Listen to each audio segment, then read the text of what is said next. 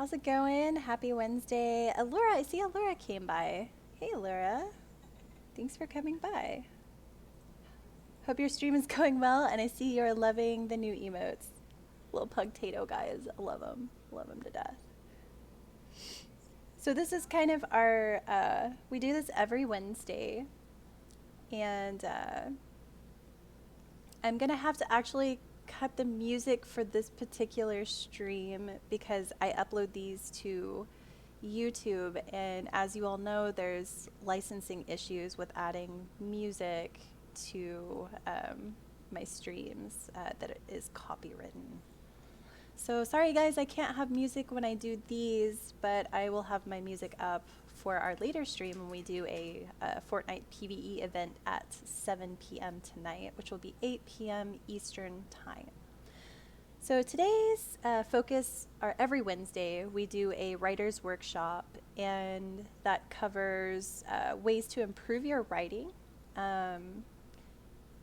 basically to work towards getting published and how you can improve.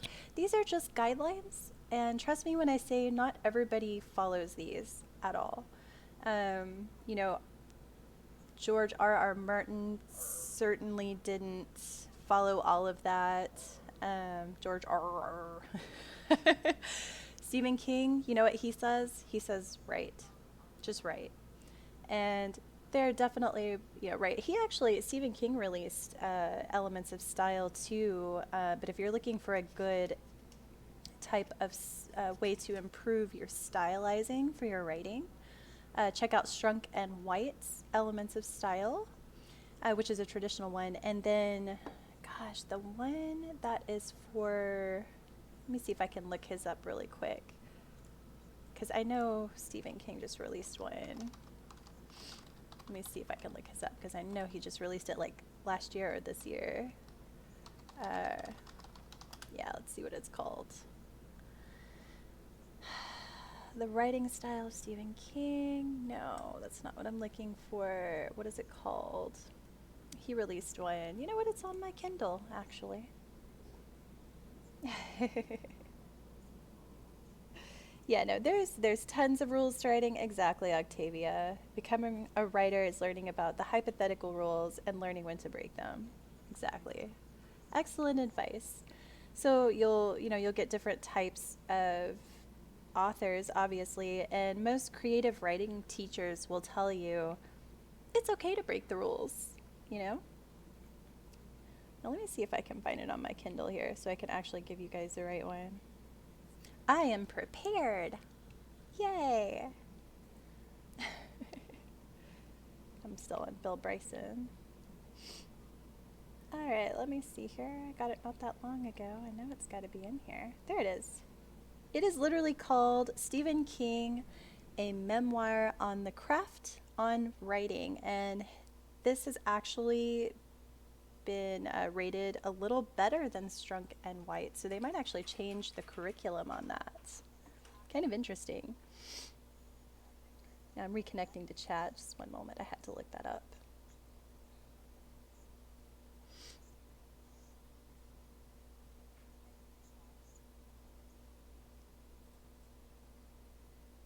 No chat. What are you doing? Stop. Stop. Alrighty. So what most people kind of take away from Strunk and White, just kind of some key insights, is you don't want to focus on a certain kind of what they call garish language. Instead, and garish, I guess another way of putting that is like convoluted. You want your writing to be really clear for the reader. A lot of people, especially new writers that I read, they like to add in all this really flowery language and tons of what I call word vomit.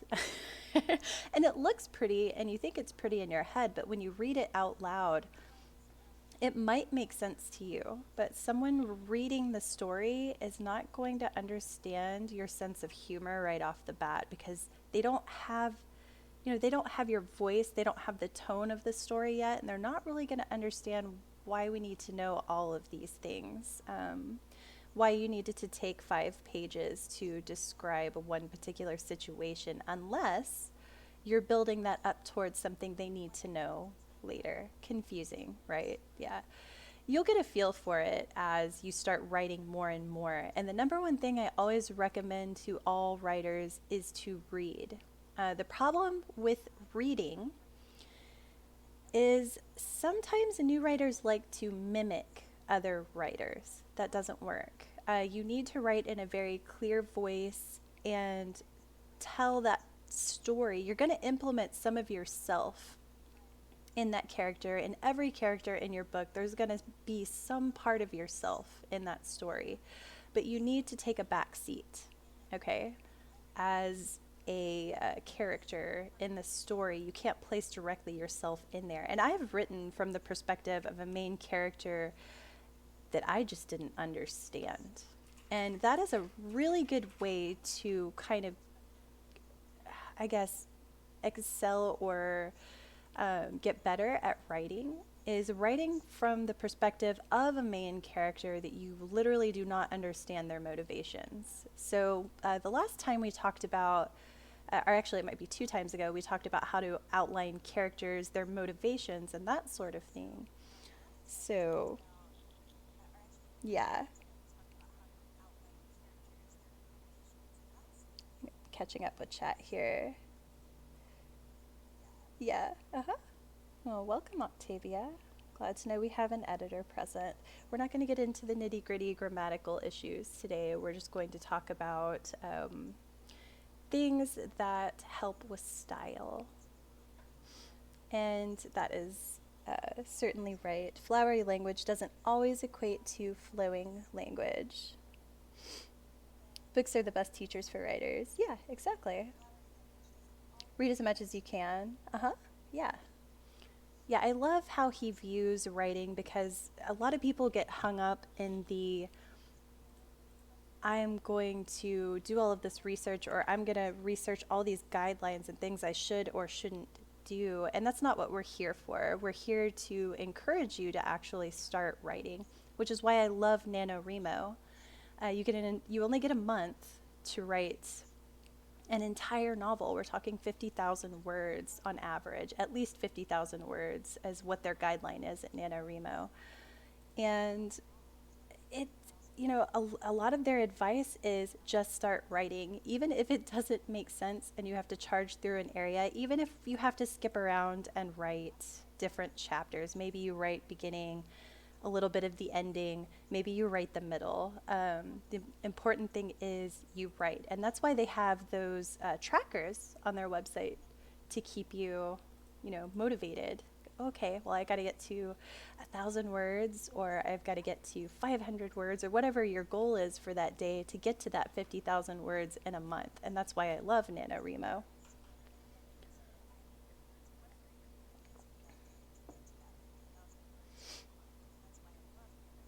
Hey, Efreet. By the way, welcome back to my writing. This is, I saw you earlier requesting music. Yeah. I'm sorry. I wish I could have awesome music on this one. It would be neat if I could have some nice music in the background, but YouTube says, buddy. So character outlines, we actually covered that. I can't remember if it was this last video or the video before, and it's actually up on YouTube as well, but we talked about how to outline your characters in story and how you're going to look at their motivations, writing a backstory for those characters, that sort of thing is extremely important before you start writing the novel, just so you get a feel and you have a more three-dimensional character versus a very two-dimensional. It really brings that character to life if they have flaws, Add flaws to your characters. That, we covered all this last time, and I don't want to get too much into it because we're doing style today. But if you have any questions about outlining characters, you're more than welcome to message me and also check out that other video, and that might help a little bit as well. Um, like we were mentioning earlier with, word vomit, you don't want to overwrite. one of the most common errors in a lot of the creative writing courses we took and a lot of our workshops we took is I noticed people like to overwrite a situation, dragging it on. And even movies are like, I guess, what was the word I'm looking for? Even movies do this, right? It's like one section. Have you ever sat down and watched a movie and you're like, this section is not needed in this part of the story whatsoever? It doesn't line up with character motivations. It doesn't line up with storyline in general. This is just some weird piece the director decided to put in there. It's the same thing for books. And unfortunately, I will tell you guys, as a writer, you'll write out a whole entire section. It'll be your baby. It'll be amazing. You're writing it out. And then your editor will look at it and go, no, this doesn't make sense and it's got to go. Or you got to move this to a different section. Sometimes they'll even move it from one chapter to another chapter because transitionally it doesn't make sense in your piece.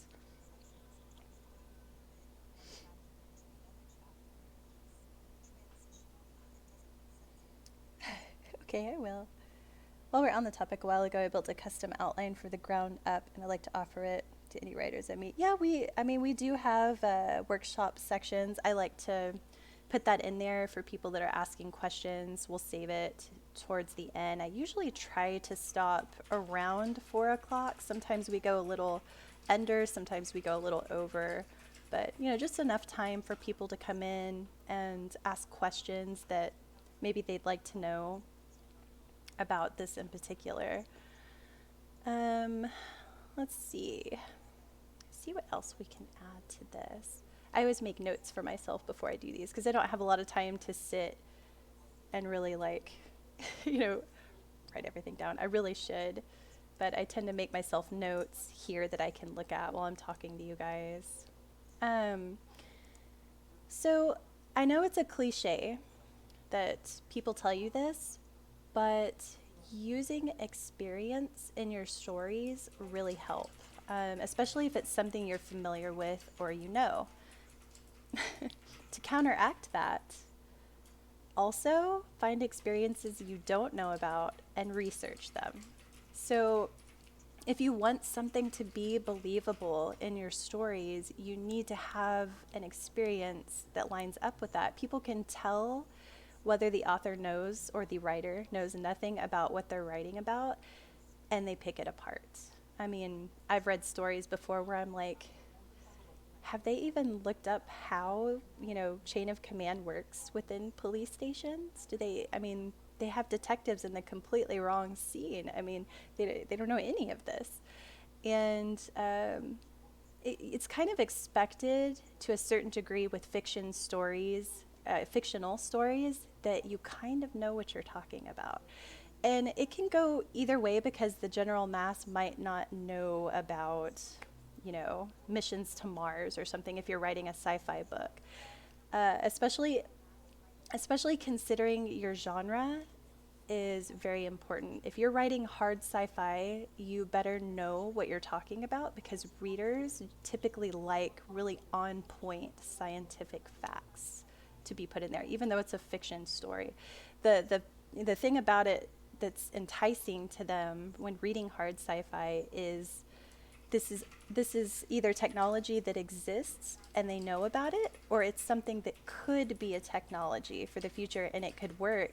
And oh, the author's actually laying out how it works. It's that moment for readers where they just get really excited, you know? Uh-oh. Oh yeah, links right now. We're trying to figure out. Sorry, my one of my mods is in Australia, so he won't be on again until tonight. So some of the links might not work just yet. So sorry, Octavia.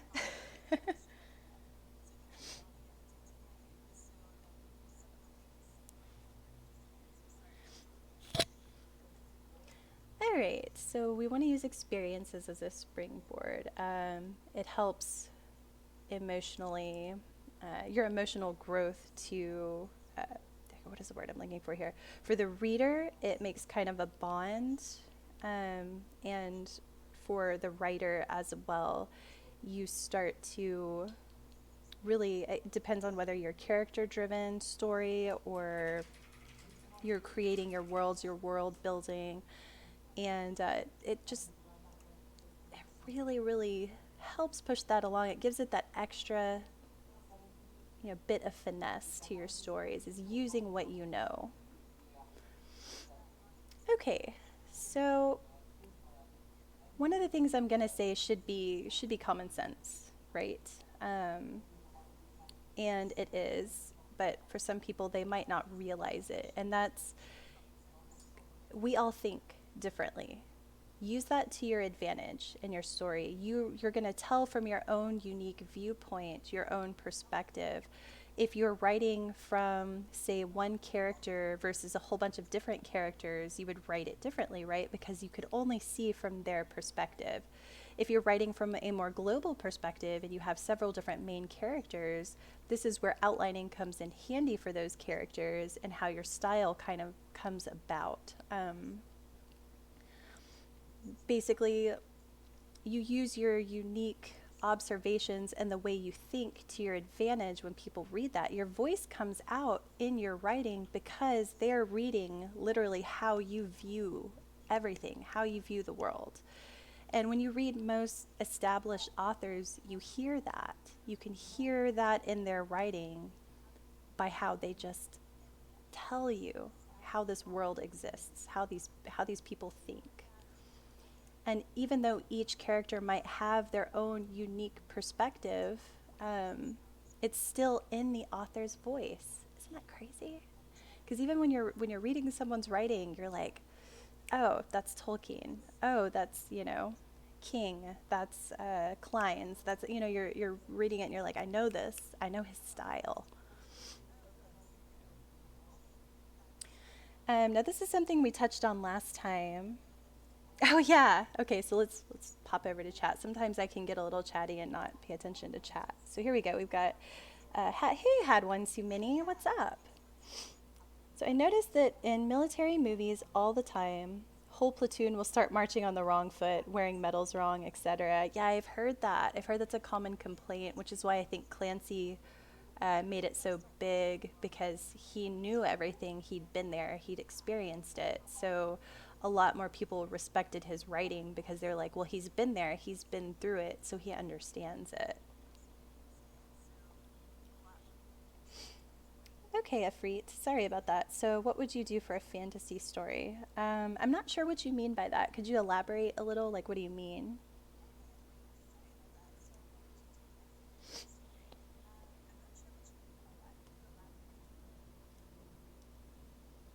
Let's see.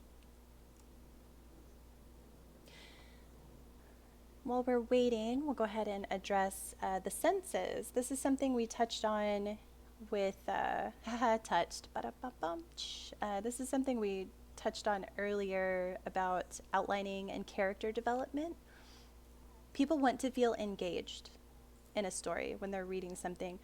They don't want to read mediocre writing. Think about the things that get you excited about a story. Maybe it's this magical, whimsical world of, you know, wizards. Maybe it's dragons. Maybe it's whole other worlds. Maybe it's a spaceship. Maybe it's apocalyptic. Whatever that story is, they're looking for certain things. And I hate to say it because I always get flack for this, but tropes, certain tropes work in certain stories.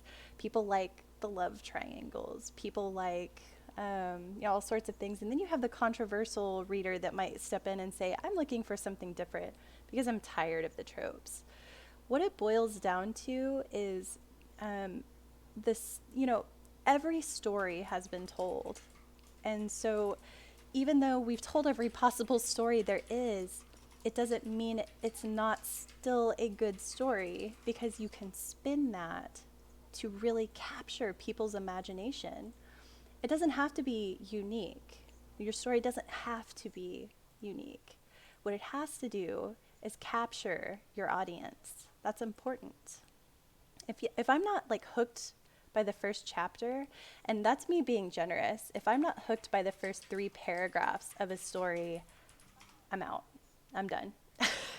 And that's why I look at reviews and everything online so much because I'm like, I'm going to read what other people have said about this book before I purchase it, unless it's, of course, one of those free ones. So,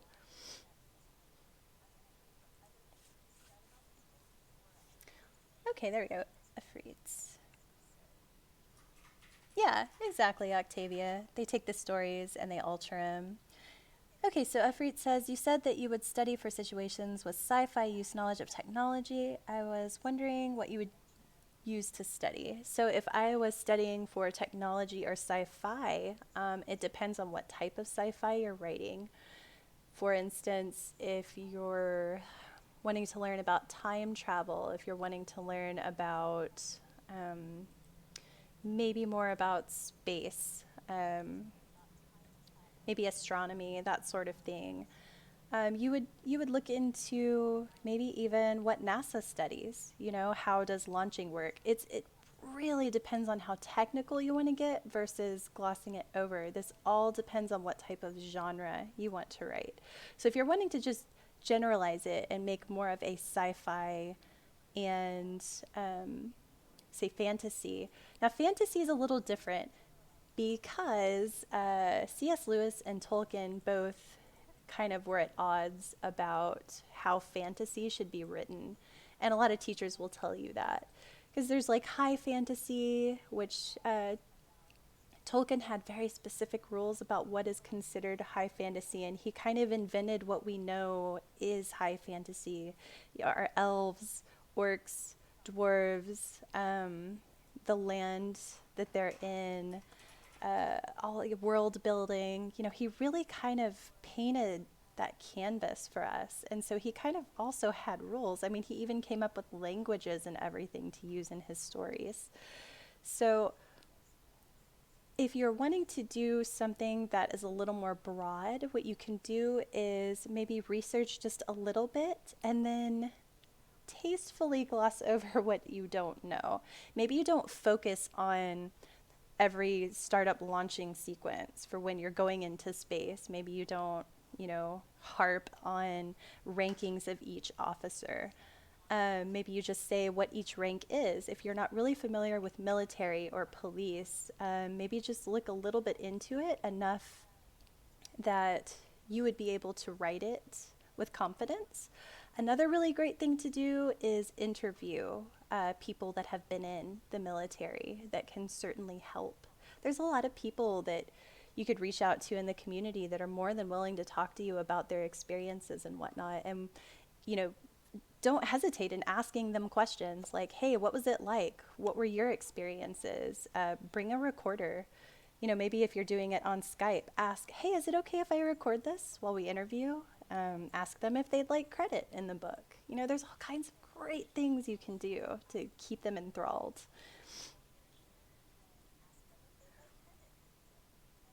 Oh, not for fantasy, sorry. Learn mythologies. Yes, yes. Read other fantasy books. So, exactly what what we were mentioning earlier, Octavia's got it. Read tons of fantasy. That's your research. That's another way to research. Read how other sci-fi authors are writing. Read how other fantasy authors are writing. And I know it sounds silly, but that is your best form of research. Wikipedia can only do so much. I mean, it's knowledge, but it's not applied knowledge. How does all of that work in this particular situation? So definitely helps to read. Okay. Yeah, okay. So one of the things also I was making a note on show, don't tell. And this is harped into first year creative writing students. Show, don't tell. What does that mean? Make sure I haven't missed anything. Yeah. And also, what it boils down to with that style of writing, especially with fantasy, Afrit, is outline how your world works. Maybe your the political stances in the story, maybe the religions, maybe the different races, maybe the animals. Um, Implement what you know. Read other stories and see how they maybe used otherworldly creatures. Anne McCaffrey was amazing at this. She was actually what got me started into fantasy. When I started reading, I think Dragon Drum was the first book I read of hers, and I was in love with her books from there on out. So I loved how she talked about the hum of the dragons and the tuning and how each of the characters connected with with them. Chris Wooding also had, gosh, what was it called? Skyward. Oh, God, I can't think. But Chris Wooding, awesome. He had a really great fantasy series for a while. For a while. Allura! How's it going? We're going to be doing our Fortnite PvE at 7 tonight for the new event. So right now we're talking about writing, but thank you for joining. See if I can duplicate your awesome heart here.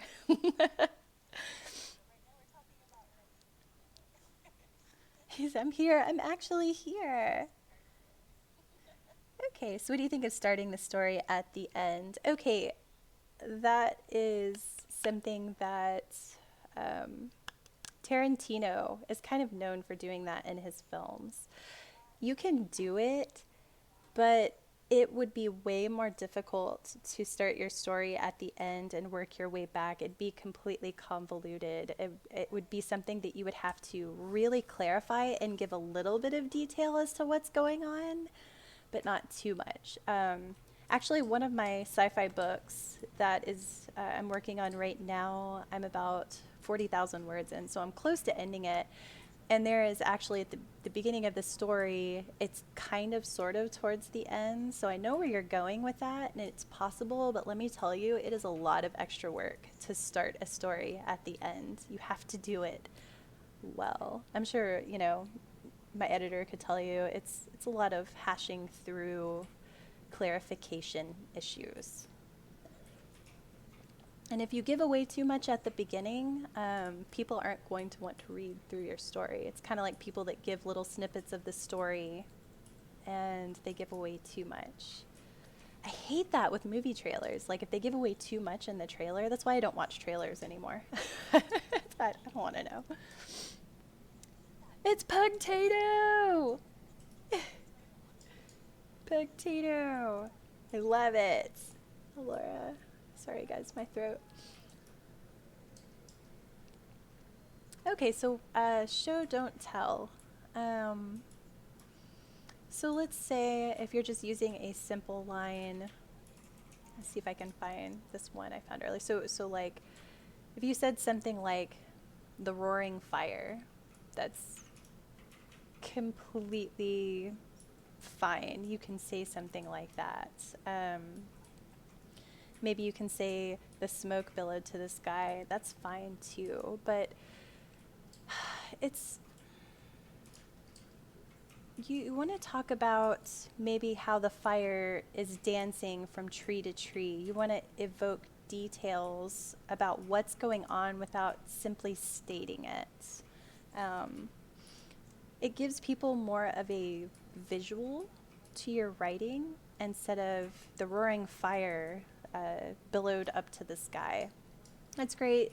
That is great, and you can do that, and it's simple. You don't always have to stylize your writing in a way that spins words, but maybe you talk about how the clock beats in time in the room to the fire leaping from branch to branch. And that's just something I pulled out of my head, so don't take me seriously there. I'm still running off of stream brain here, but you take those kind of situations and you take little elements, things that the reader can hear, things that they can smell.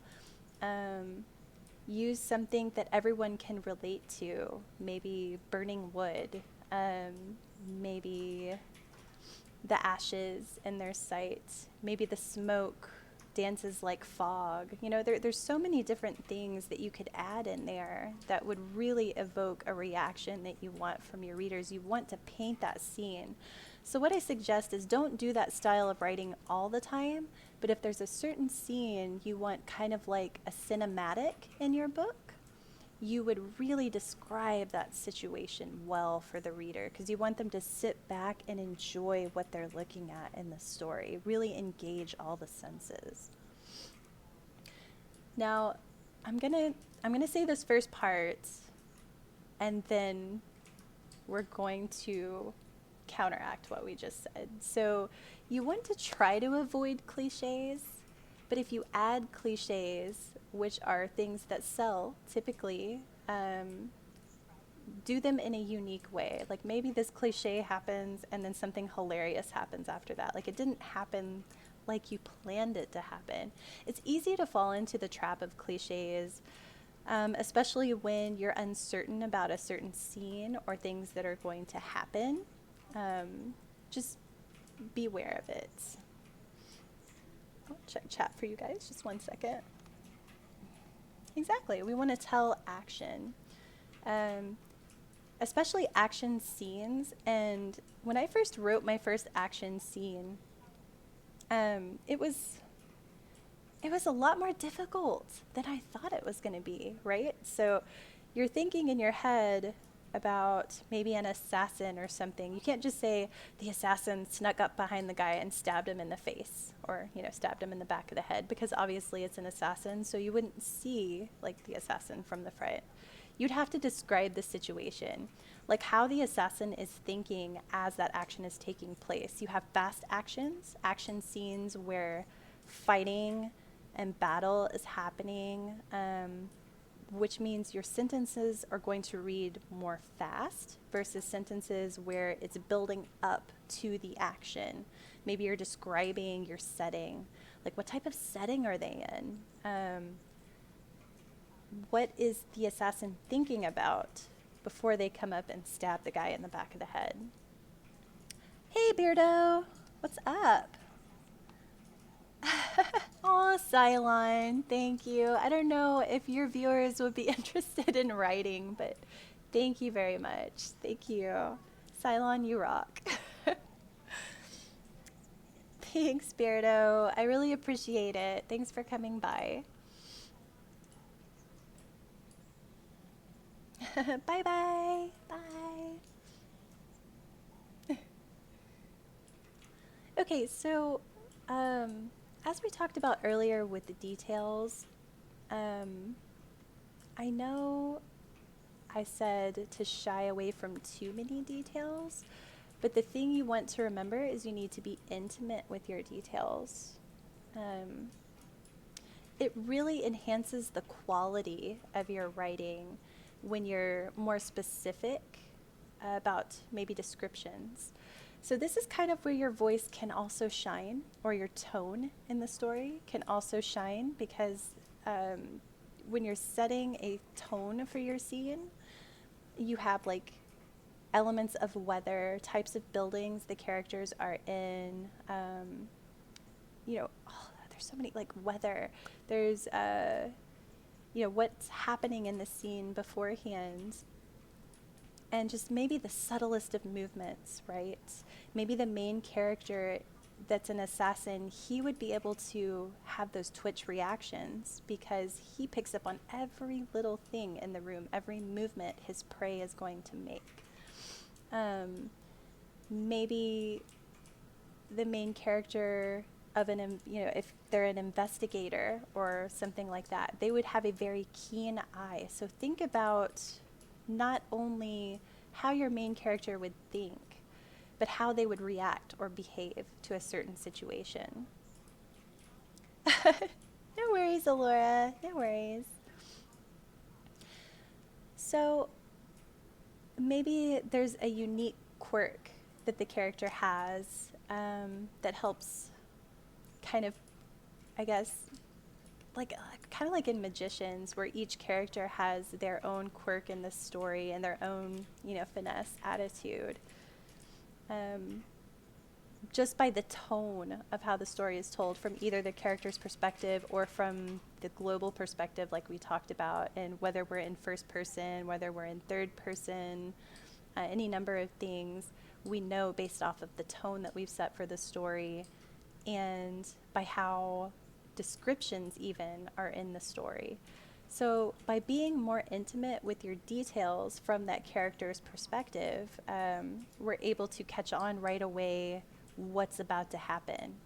Like when we were talking about show, don't tell, if we came in on the part of a story at the very beginning of a story, if it's told from, say, the same assassin's perspective, we would instantly know just by the tone, the speech patterns in the story, and by what the character's paying attention to, that it's all very like, very, very secretive.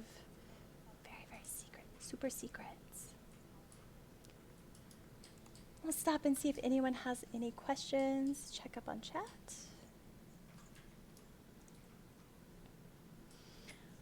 Okay.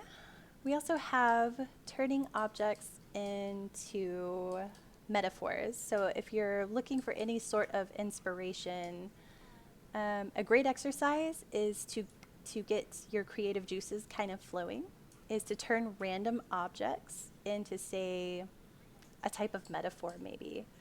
So select any item, whether it's a jar of peanuts or something like that, a glass of water, um, and write about it in, say, like a different context. So let's say you may decide to write about, I don't know, we'll say blinds or keyboard or mouse, whatever's directly in your line of sight.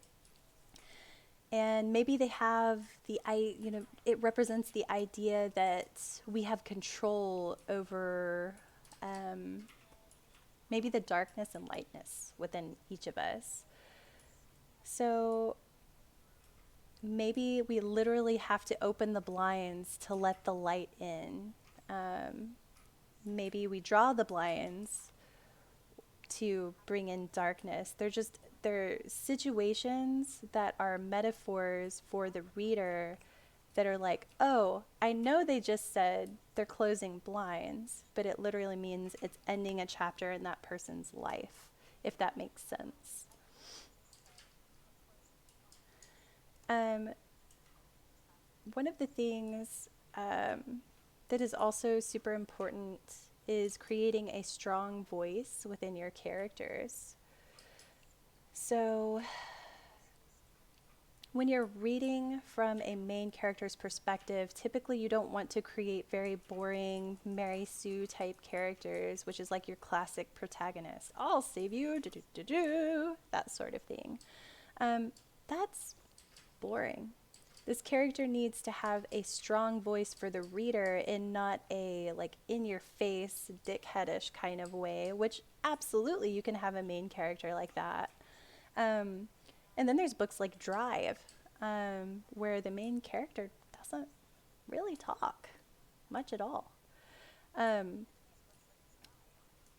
it doesn't matter because within those chapters, that main character is voiced throughout the entire thing. With the effective use of voice, your reader will basically become very deeply submerged in your story. And I see we've got chat moving here. So, as the wood stood still, as if for that one instant, time stopped to tell this was his last movement. Hi, Impa. Hey, I didn't see you today. Welcome, welcome back. We're doing our writing stuff today, and also at 7 o'clock we'll be doing the PvE Fortnite stream as well with a new event.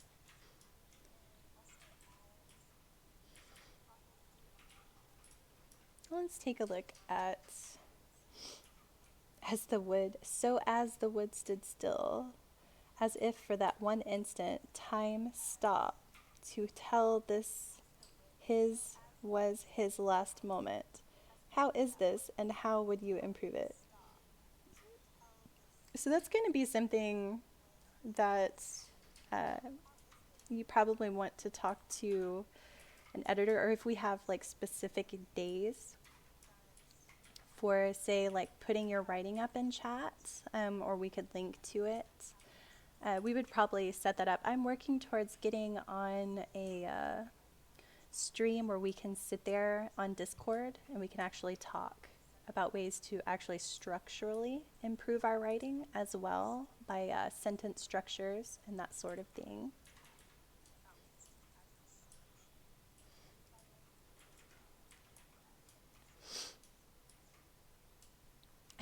And here's some notes I made. So, to touch back on what Octavia was saying, know the rules of writing and just break them.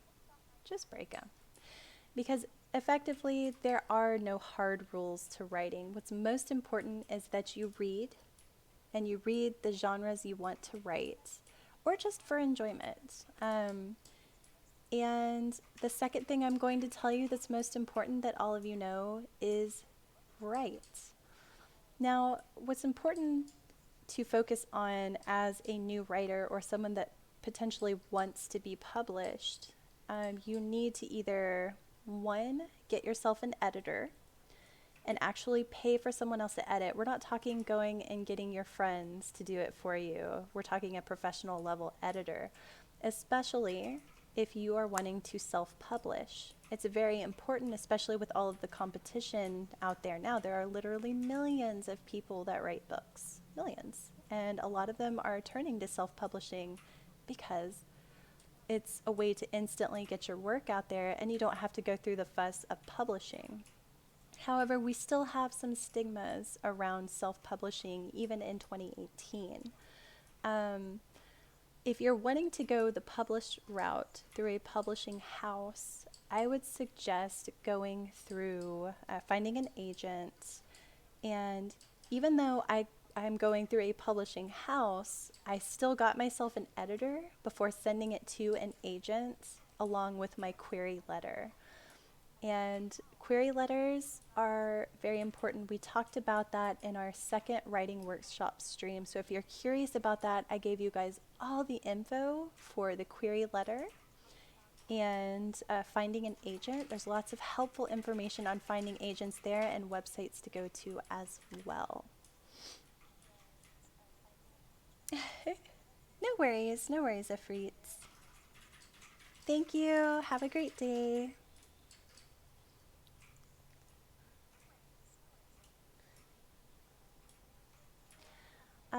One of the questions a lot of new writers ask me when I go to conventions is what is a good amount of time to spend on writing?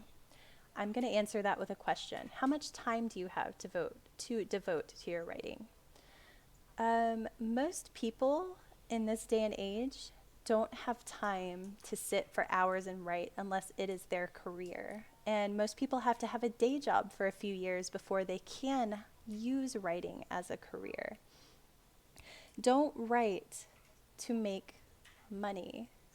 It's going to take a few years for you to get to that point where you're not going to have to work a day job. And even a lot of established authors have day jobs just for that, financial stability.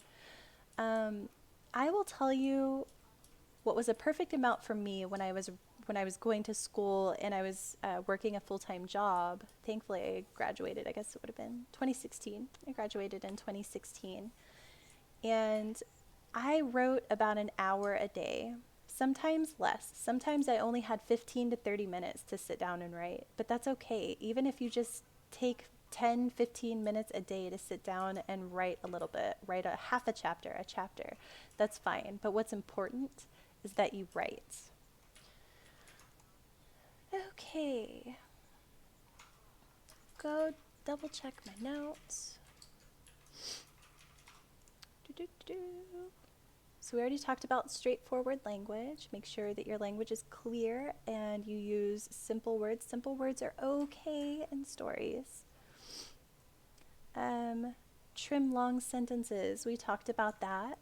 Make sure that you don't overwrite a section. Make sure you are concise. You are to the point. The reader is clear on what it is you're trying to express. Try to avoid redundancies. And redundancies means maybe you wrote 2 paragraphs before about how she walked into the kitchen and then two sentences later, even a paragraph later, you're still talking about that same she's walking into the kitchen after you've already described a bunch of other stuff. People don't want to read that. You don't need to be redundant about her walking through the door like 5 million times. It's okay. Like the reader gets it. We know that the person is walking through the doorway. Um, so occasional use of qualifiers will let the reader know that you're reasonable, but using such modifiers too often weakens your writing. So excessive qualification makes you sound hesitant and adds bulk without adding substance to your writing. So you don't want to like continually put qualifiers there. Have confidence that the reader actually understands what you're saying, and it's okay. Um, Avoid a lot of self-reference speech, like I believe, I feel, in my opinion. Those type of things are okay for main characters if they're talking to maybe a close friend or a relative, but putting it too much can get a little tedious. One of the things that we really, I forgot to talk about this, but we did touch on it a little bit, is to favor an active voice in your writing. So, an active voice is stronger than a passive voice because the active voice is more direct and it cuts down on the number of needed words. So, we were just talking about trimming your writing. Same thing. So, if you had, like, I love John in the active voice, it contains 3 words instead of, say, John was loved by me. That just sounds really weird, right? No. So you want to write more actively in your stories.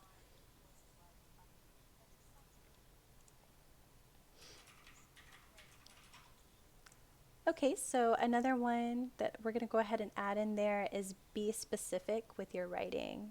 So the difference between, say, good writing and superior writing is like very specific and concrete details in your story, or say examples that you use. Very vague language weakens your writing. Um, it forces the reader to kind of guess what you mean versus what you actually mean. So instead of allowing the reader um, to concentrate, so basically what that does is it allows the reader to fully concentrate on what it is you're saying versus what you're trying to convey, if that makes sense. So I think we've pretty much gone over everything. Um, we'll add some little short things that'll help. So referring to Strunk and White, we'll touch back on Strunk and White here. So what Strunk says, and his are more grammatical. So do not break sentences in two. Use colons after an independent clause, and this is more on the grammatical side. Let's see. We're going to kind of skip past too much of the grammatical because that gets a little boring for people. They're like, oh, just tell me what's good stylistically, you know? So when you choose a design for your writing style, hold to it. Hold on to that style. Don't let go of that particular tone or that style of writing. Make sure it's consistent because consistency is key in books, in movies, all of that sort of thing. Um, yeah, this is a super important one that I see a lot of new writers mess up with, and that is your tenses. Like people that maybe they'll start off writing in past tense, and then halfway through the story, it's in present tense. And it's like, you really, and even I'm guilty of this sometimes where I'll have to go back and read and go, oh, wait a minute, I wrote in first person here, but third person here. So you really have to pay attention to your tenses in your story. Make sure that they are all consistent. White says, place yourself in the background, write in a way that comes naturally to you.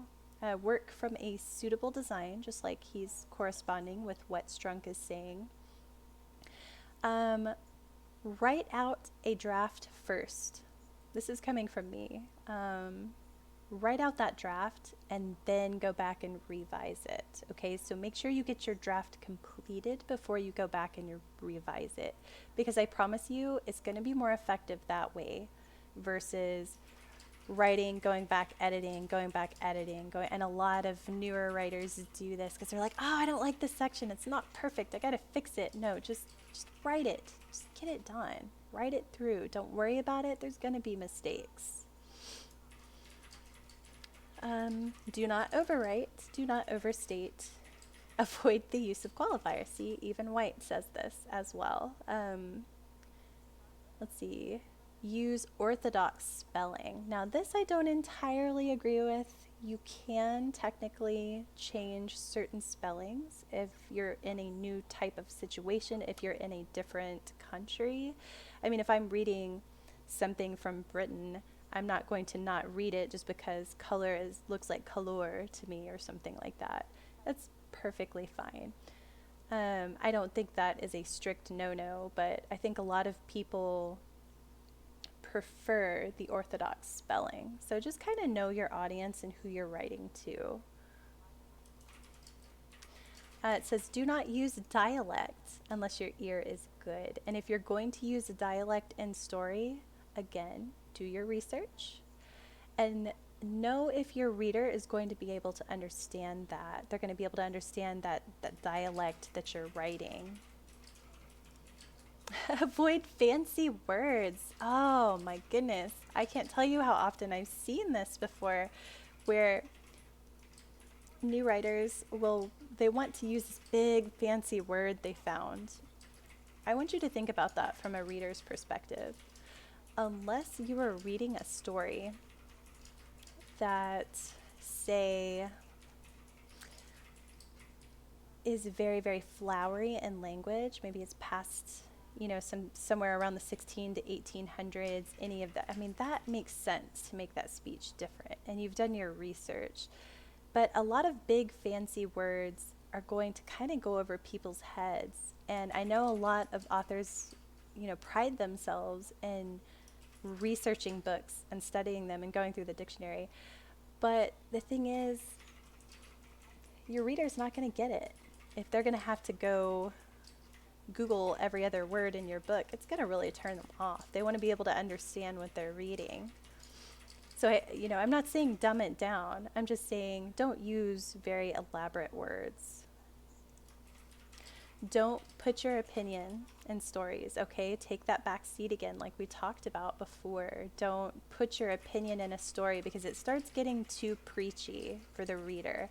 I can't tell you how many books I've put down for this reason. If you've got too much of an agenda in your story, I don't want anything to do with it. And it's actually rather annoying for me. Let's see, use figures of speech sparingly. So don't use a figure of speech all the time. Maybe just put one here and there subtly for readers. And let's see. Obviously, pay attention to spelling. Grammarly is a lifesaver, although I think recently they made it to where it's not free anymore. So that's unfortunate, but I think they do have a version that is still free.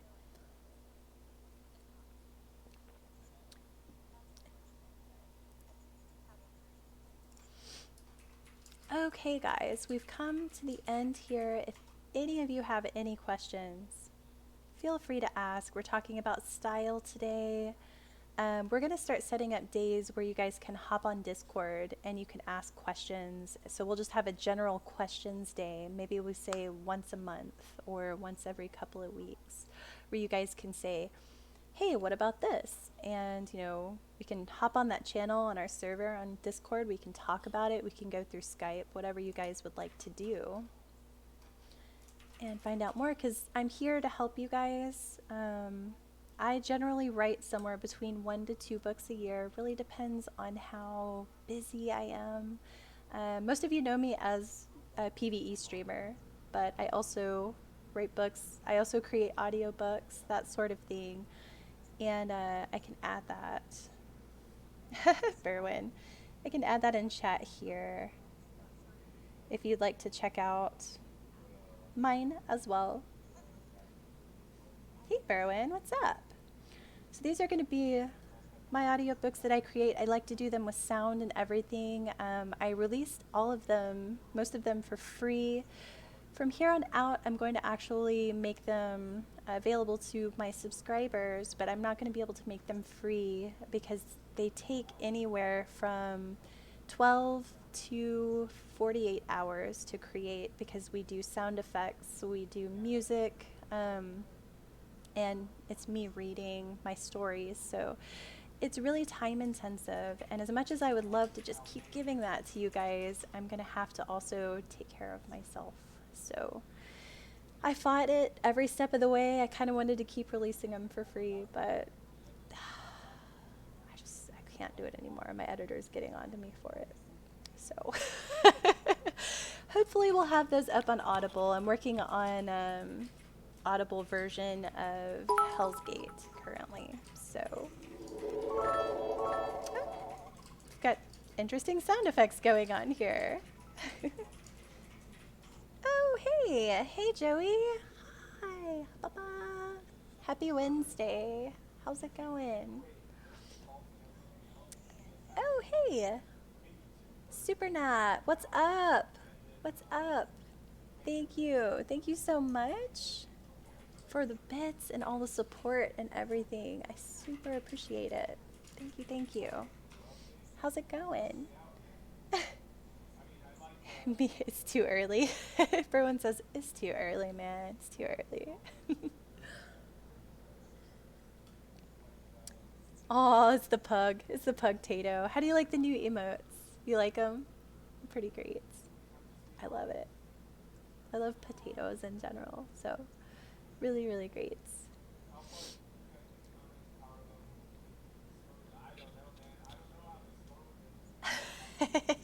Joey. You guys are doing the adorable. Oh, Joey, that's so cute. Is that a little dog? I love it. I super love it. Pug tato love. I love all the sound effects now we have. Badoo.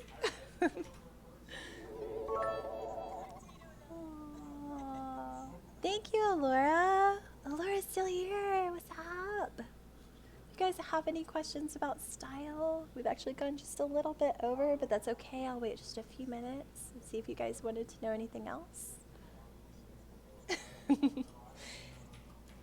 I love the pug tato. He's so great.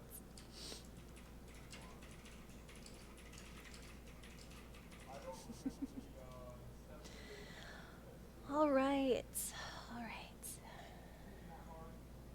Awesome. Awesome. How was your stream? Did it go really well?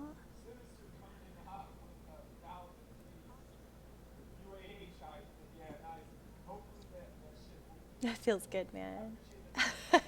Aw, thank you. It's a full day of streaming today, by the way, Alora. Full day. I did my normal... Well, I ended a little early for the writer's workshop, but we're going to go back on again at 7. Wah! I'm super excited for this new event for Fortnite, so...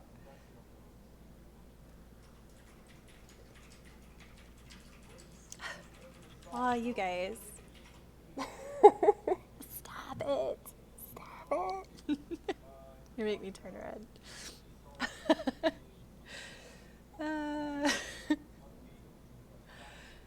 Thank you. Yeah, no, it's spring. It's springtime. So I went out and I did a jog this morning before streaming. So it feels good.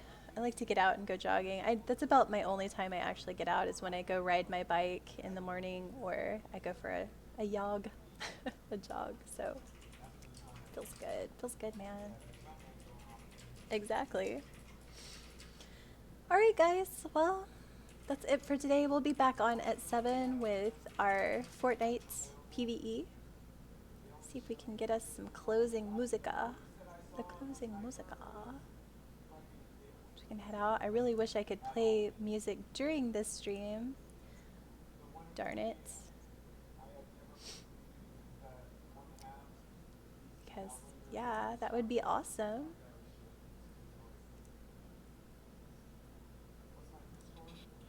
I don't know what's going on with my music right now. It's just like, oh, maybe it's too low. Dun, da, da. It's not working. It's not working. Oh well, that's okay. Alright, guys, it's that time. It's certainly that time. And I will definitely be back on later. Oh, Laura, thank you. Hearts, hearts, hearts, hearts, hearts. Awesome. Alright, guys. Well, I will see you all later. And I hope you had a wonderful day, a wonderful Wednesday, and I'll see you guys at 7 p.m. CST, also 8 p.m. Eastern Time for our Fortnite PvE events. Bye, guys. Take care.